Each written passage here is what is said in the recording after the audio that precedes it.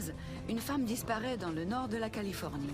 Personne n'arrive à la retrouver, mais une médium a une horrible vision. Je la sentais trembler de peur. Elle savait qu'elle allait se faire tuer. On la recherche pendant des semaines, en vain. Elle est dans un fossé. Il y a de l'eau tout près. La médium guidera-t-elle les policiers jusqu'à son corps afin qu'ils puissent coincer son meurtrier?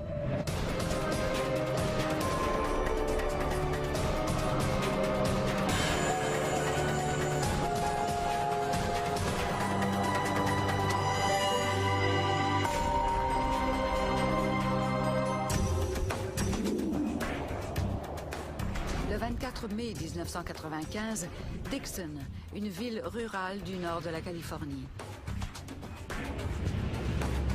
Martin Ruiz, un policier de la ville voisine de Davis, parcourt les rues à la recherche de son ancienne belle-sœur, Rosa Talamantes. Mère célibataire de 7 enfants, Rosa est sortie la veille pour aller prendre un verre et n'est jamais rentrée chez elle.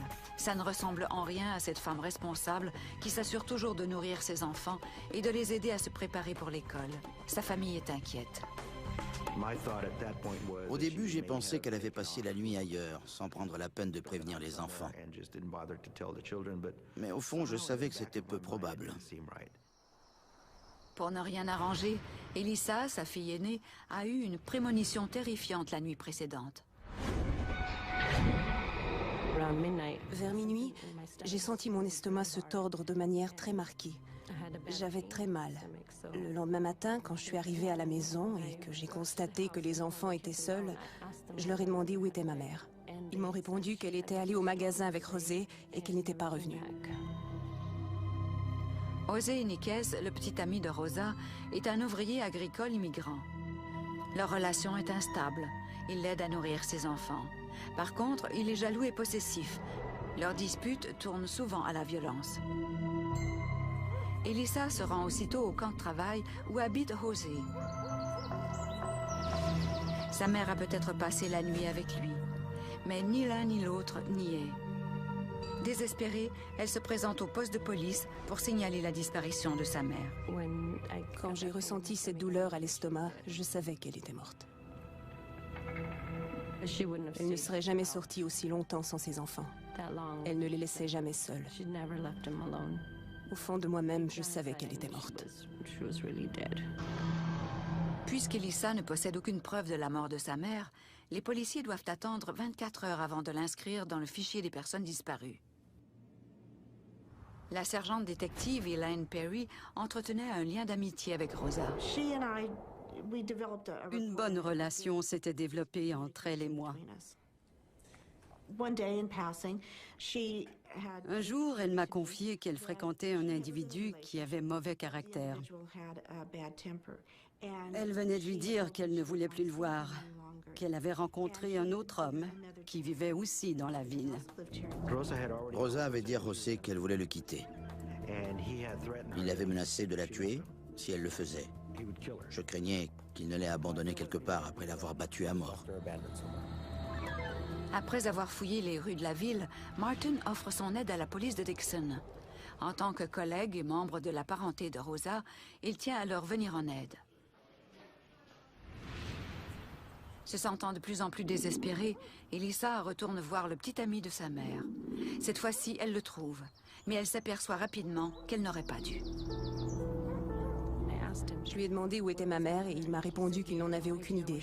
Je lui ai dit que j'étais allée voir les policiers et lui ai demandé s'il voulait me suivre jusqu'au poste parce qu'il voulait lui parler. Il m'a suivi, mais à mi-chemin, il m'a fait un appel de phare et m'a dit de me ranger sur le côté. Une fois garé, j'ai vu qu'il s'approchait de mon véhicule, l'air très agité, comme s'il avait l'intention de m'étrangler, de me faire du mal.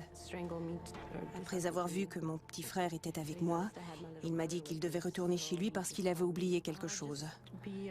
Je n'ai pas protesté, car je ne voulais pas le frustrer davantage. Il est parti et je suis rentrée en ville. Elissa se rend vite au poste de police pour leur dire qu'elle a vu José. Il faudra l'arrêter avant qu'il ne prenne la fuite. José a quitté le camp la nuit précédente. Il est rentré à l'aube, ivre. Il est retourné au camp parce qu'il avait un chèque de paye à aller chercher. Il a alors dit à un de ses collègues qu'il avait envoyé quelqu'un au paradis. Les policiers appréhendent José au moment où il s'apprête à quitter le camp. Puisqu'il est le dernier à avoir vu Rosa, c'est le suspect principal. Ils le détiennent pour conduite en état d'ébriété, ce qui leur laissera le temps de découvrir ce qui est arrivé à Rosa. Martin aide Elaine à interroger José. Il demeure froid et indifférent et prétend ne rien savoir au sujet de la disparition de Rosa. Selon sa version, ils auraient acheté de l'alcool et en auraient bu. Ils auraient fait une balade en voiture, après quoi José aurait raccompagné Rosa chez elle. Il disait n'avoir aucune idée où elle était allée ensuite. Mais les enfants de Rosa ont déjà dit à la police que José n'avait pas reconduit leur mère à la maison. Dans la voiture du suspect, les policiers trouvent une paire de boucles d'oreilles appartenant à Rosa. Selon ses proches, elle ne les enlevait jamais. Ils découvrent aussi une chemise tachée de sang. José prétend qu'il a saigné du nez. Entre-temps, Martin fouille les champs entourant le camp de travail de José. Mais vu l'étendue de la zone, l'exercice est infructueux. Les jours passent. La famille de Rosa est désespérée. Un collègue de Martin lui suggère de faire un appel qui pourrait apporter un nouveau point de vue à l'enquête. La médium Sally Heading est docteur en psychologie et en parapsychologie. Elle a souvent travaillé sur des affaires criminelles avec la police. J'ai du talent pour trouver des corps. Je n'ai pas besoin d'être sur les lieux. En fait, je préfère ne pas y être. Il est plus facile pour moi de le faire à distance. Quand une personne meurt, elle est toujours là, mais elle se détache du corps. Puisque l'énergie est continue, je n'ai pas à me déplacer pour avoir des visions. Je peux les capter d'ici. Le sergent Martin Ruiz, un sceptique de nature, est prêt à lui parler. Bonjour Sally, c'est Martin. On se nuit souvent en ne considérant pas toutes les possibilités. J'ai pris le temps de me concentrer sur l'objectif de mes recherches, de ma quête. Je voulais que la famille, les enfants surtout, puissent tourner la page. J'ai accepté l'aide de Sally. Elle sentait vivement que cet homme était capable de la tuer. La première fois que Martin m'a appelée, je me suis mise à ressentir ce qui était arrivé à cette femme. En fait, pendant notre conversation, j'ai su qu'elle était morte. Martin est sous le choc. La médium a confirmé la pire crainte de la famille. Mais comment arrivera-t-il à prouver que José est l'assassin de Rosa? Les enfants de Rosa ont dit à la police que José a amené Rosa acheter de la bière. Mais cette sortie n'était pas comme les autres. Il était très particulier qu'elle y soit allée sans les enfants. Elle tenait toujours l'un d'eux par la main et portait constamment le plus jeune sur sa hanche. Quand l'un des petits a offert de les accompagner, José a dit qu'il voulait y aller seul avec Rosa. C'était inhabituel. Sally croit que c'est Rosa qui a demandé aux enfants de rester à la maison. Elle savait qu'elle était sur le point de se faire tuer. Si elle avait amené ses enfants, le même sort les aurait attendus. Et si elle avait refusé d'accompagner José, il les aurait tous assassinés sur place. À force d'être interrogée, José se met à changer sa version des événements. José a raconté qu'il s'était disputé en route vers le camp. Rosa se serait mise en colère et il serait descendu de la voiture. Il aurait ensuite tenté de la retrouver, mais en vain. Il serait retourné au camp et se serait endormi jusqu'au matin. Mais la vision de Sally lui montre une toute autre suite d'événements. Il voulait dominer cette femme. Il sentait qu'il était sur le point de la perdre. Elle était sa propriété et il n'était pas prêt à la laisser partir. S'il ne pouvait pas la posséder, personne d'autre ne l'aurait. Il l'a amenée à la ferme où il travaille, car c'est un lieu où il se sent à l'aise et où il a l'impression d'avoir le contrôle. Une fois dans les champs, José laisse libre cours à sa violente jalousie. Sally revit les derniers moments extrêmement pénibles de la vie de Rosa. J'avais un sentiment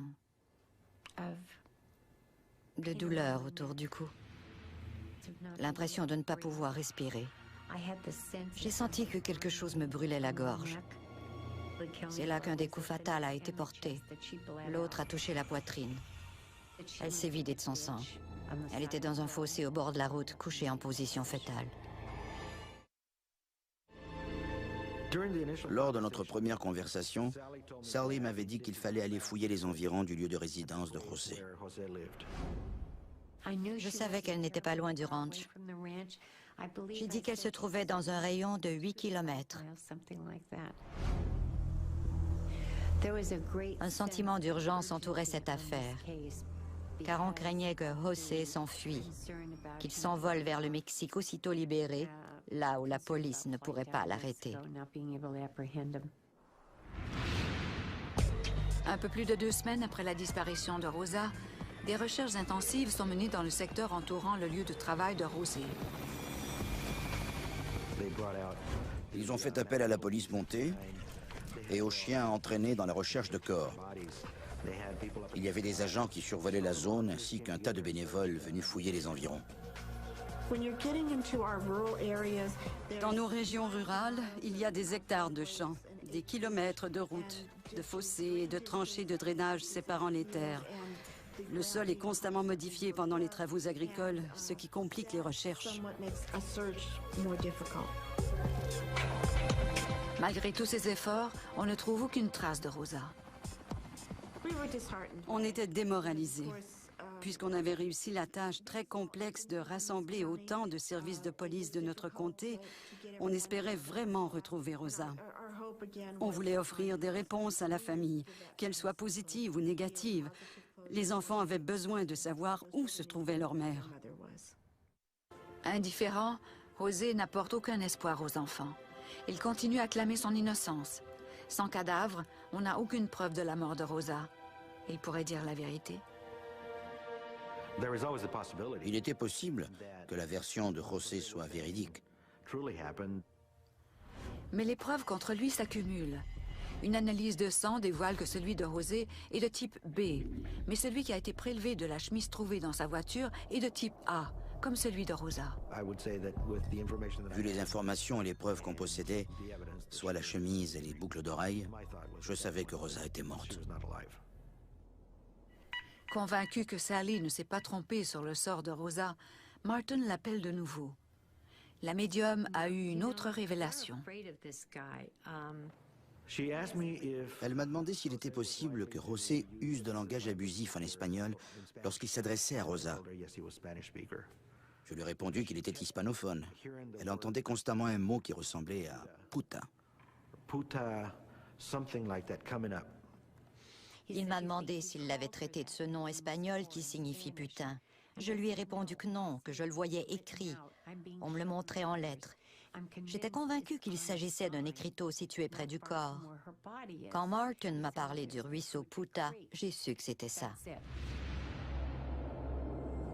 Le ruisseau Puta coule près du camp de travail de José. Il s'étend sur une grande surface. Encouragé par la vision de Sally, Martin passe des jours à fouiller les champs et les fossés environnants. On peut voir qu'il y a des hectares de différentes cultures. Une grande quantité d'herbes laissées par les récoltes précédentes couvre les canaux et les tranchées de drainage, rendant difficiles les recherches dans ceux-ci. C'est comme chercher une aiguille dans une botte de foin. Je craignais qu'il ait enterré Rosa dans un canal ou un fossé, à un endroit qu'il était le seul à connaître. Dans ce cas, il aurait été très probable qu'on ne retrouve jamais son corps.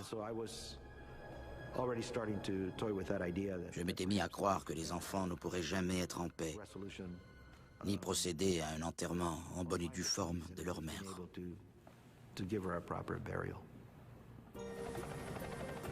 Pendant les 10 jours suivants, les recherches se poursuivent à travers la région. Mais on ne trouve toujours aucune trace de Rosa. La médium aurait-elle fait erreur? Je ne me suis jamais arrêté pour me demander si elle me donnait de bonnes informations. S'il fallait que je continue à la croire. Je ne m'en suis pas soucié. Sally était une des ressources dont j'avais besoin. Alors qu'on entame une 4e semaine de recherche, la famille de Rosa fait de son mieux pour maintenir l'attention de la population. J'étais déconcertée. Je ne pouvais pas croire qu'elle était vraiment partie. Une de mes très chères amies m'a aidée. Elle a fait paraître une annonce dans le journal. On demandait la participation de bénévoles. Beaucoup de gens sont venus nous aider. On a cherché ma mère dans les champs, les fossés et les canaux. On a tout fouillé, mais on ne l'a pas trouvée.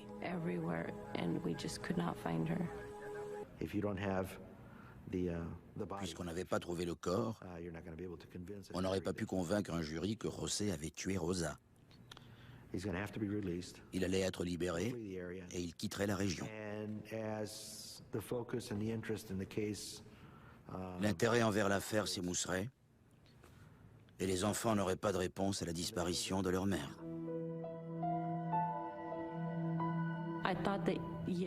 J'ai pensé qu'il s'en sortirait indemne, car on n'arrivait pas à retrouver le corps de ma mère. Le temps filait. Puis, Sally annonce une nouvelle alarmante à Martin.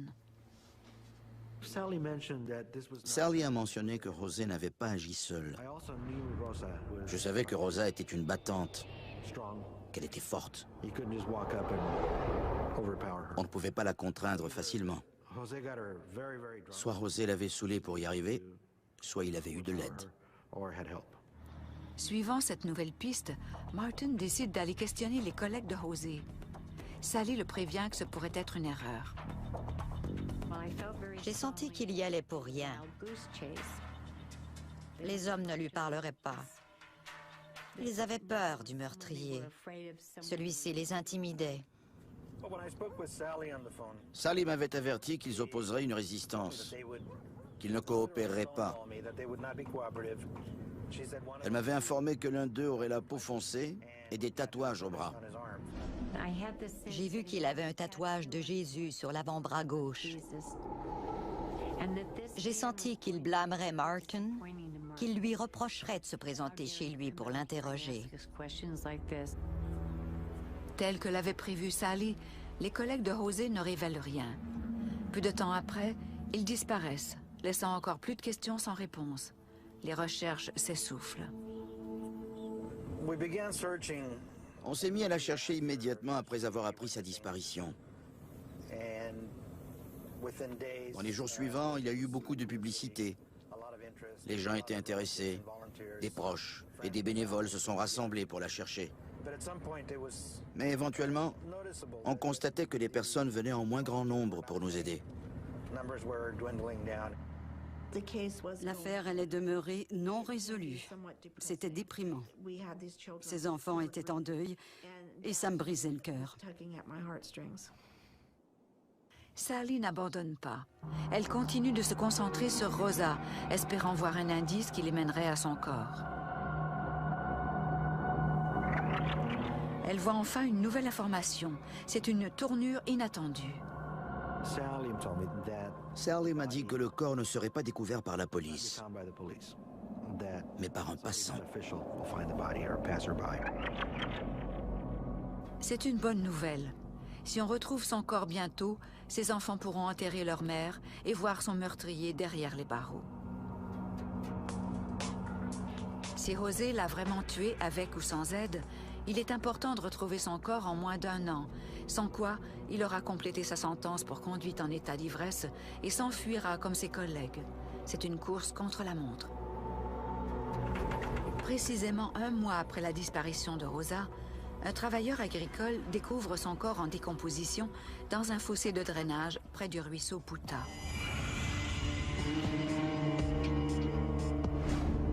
Sa gorge a été tranchée et elle est couchée en position fétale, exactement comme l'avait décrit Sally. Le corps de Rosa fournira-t-il les preuves nécessaires pour accuser son assassin? La police reconstitue les événements de la soirée tragique. Rosa fréquentait José depuis plusieurs mois, mais sa jalousie agressive l'avait décidé à mettre fin à leur relation. Elle s'est mise à voir un autre homme. Elissa croit qu'il s'agit du père de la cadette de la famille. Ils étaient ensemble avant l'arrivée de José. Il était jaloux parce que ma mère voulait le quitter pour le père de ma sœur. José voulait se débarrasser de lui ou faire du mal à ma mère. Quand il s'est garé, Rosa était certaine qu'il avait l'intention de la tuer. Elle l'a supplié de ne pas lui enlever la vie pour ses enfants. La situation s'est dégradée. Ses paroles étaient de plus en plus grossières et violentes. Quand elle a aperçu le couteau, elle s'est mise à prier parce qu'elle savait qu'elle allait mourir.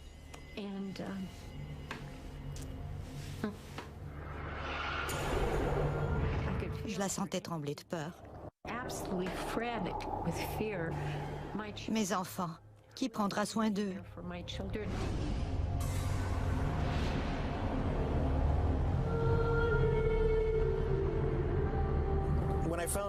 J'ai appris qu'elle avait été retrouvée dans un fossé, le visage au sol et le corps en position fétale, qu'il y avait de l'eau dans la tranchée un peu plus loin, que sa gorge avait été atteinte d'une blessure fatale.